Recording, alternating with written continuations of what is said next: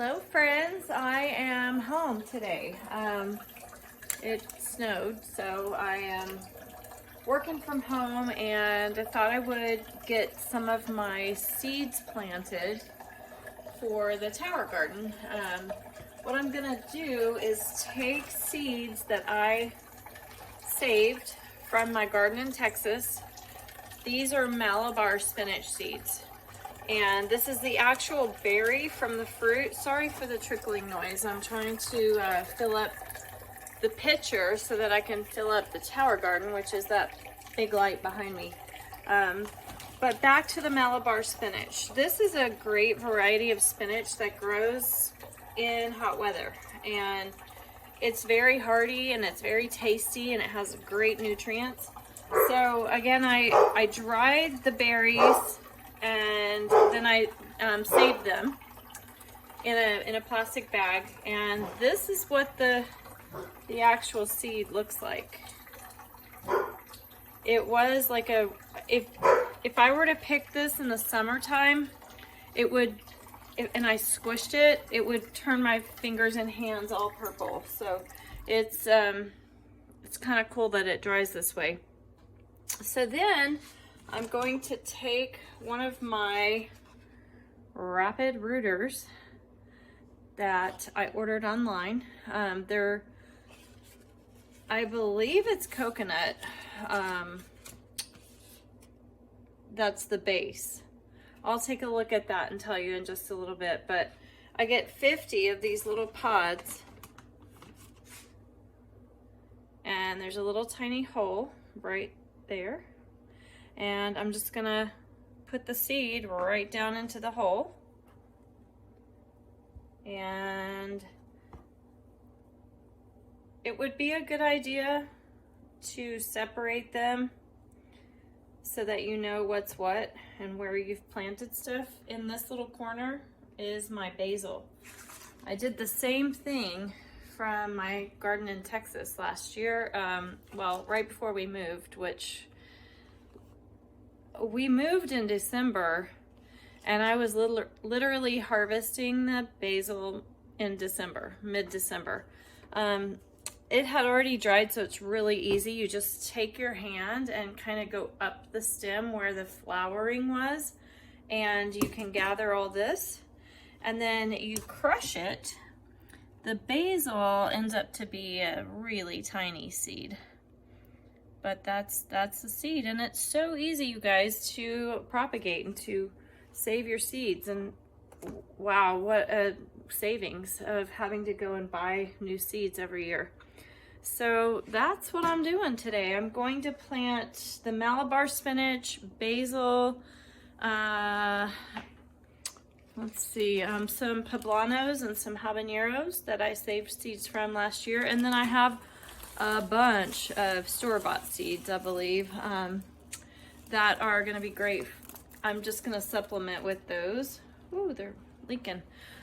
Probably do some dill and some green peas and some other vegetables, but in a minute I'll go in and show you what I do with these little plugs. I'm about to plant some seeds in my tower garden and get them started inside before I put them in the ground, or I might actually keep them in this tower garden for the season, especially if they're lettuces or things that don't do well in the hot weather. What I've done is I have placed seeds in these little starter rooters. They have little holes in them, and so what you do is you take your dried seeds and you put them right into there, and then you plop them into the tower garden, just like that. The main thing you need to do is just, you know, keep like seeds together, and if there's something that is tall and langy or is going to bush out, you want to set them appropriately in your tower garden so that your longer things are at the bottom and your shorter things are at the top. These are really for microgreens, but I use them for everything, especially when you're getting started, and you can trim back whatever you'd like. So I have 50 pods There's some more over there. And I have saved seeds from my garden in Texas. Malabar spinach, basil, dill, tomatoes, jalapenos, habaneros, poblanos. I think there's something I'm missing. Did I say dill? I think that's it. Perhaps some squash. I can't remember. But that's the thing. Once you start putting your seeds in, if you don't mark them, you don't know. But I've been doing this long enough that I can, once they start sprouting and they get that first leaf, I can tell what it is. It's a little harder with peppers, but usually I can tell. So I'm going to go ahead and plop these little starters into every little hole on here. I probably will have some left over that I'll just keep here underneath the grow lights, and I'll show you what happens when I'm done.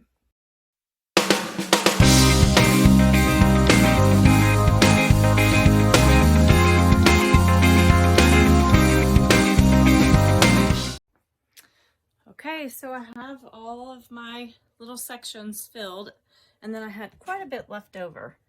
And so what I'm going to do with those is section this out and put a little bit of water in the bottom and just let them sit under these grow lights.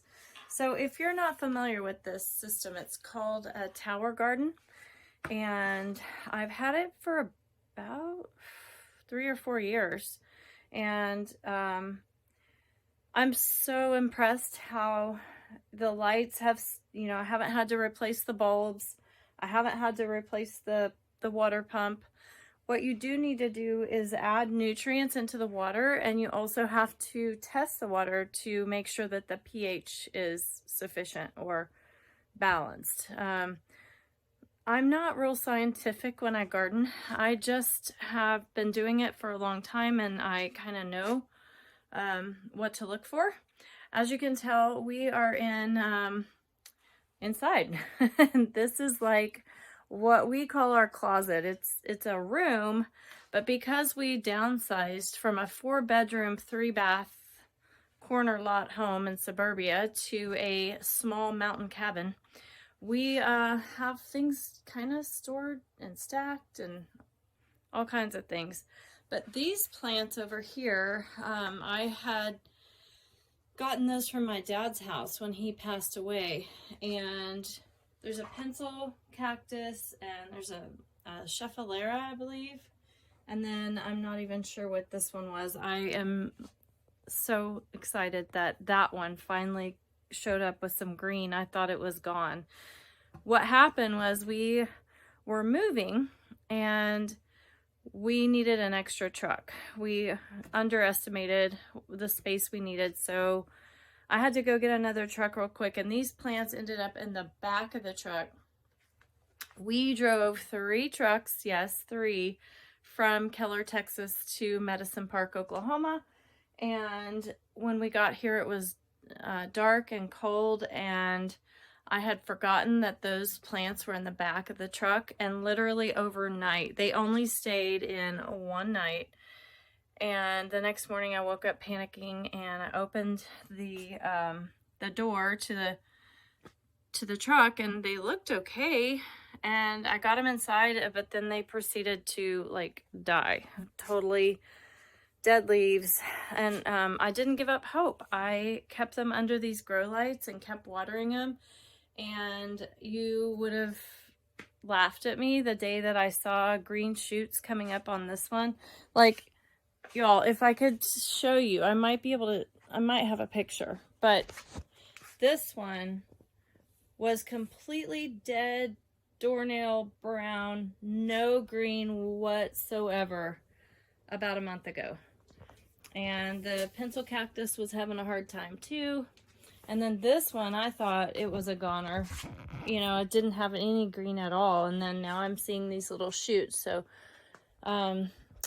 moral of the story is don't give up on your plants. Keep trying, research. The main thing is light. And we are, you know, we're just coming out of the winter season. So we didn't have a whole lot of light. So thank God I had this. I didn't have anything growing in it, but I would plug it in without the water pump and just let the lights do its thing. So I'm gonna go ahead and turn the water pump on.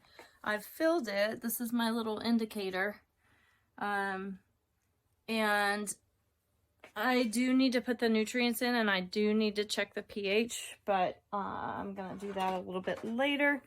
I'm just so excited to get things planted this season. So I'm plugging it in. Here we go. Whoops. And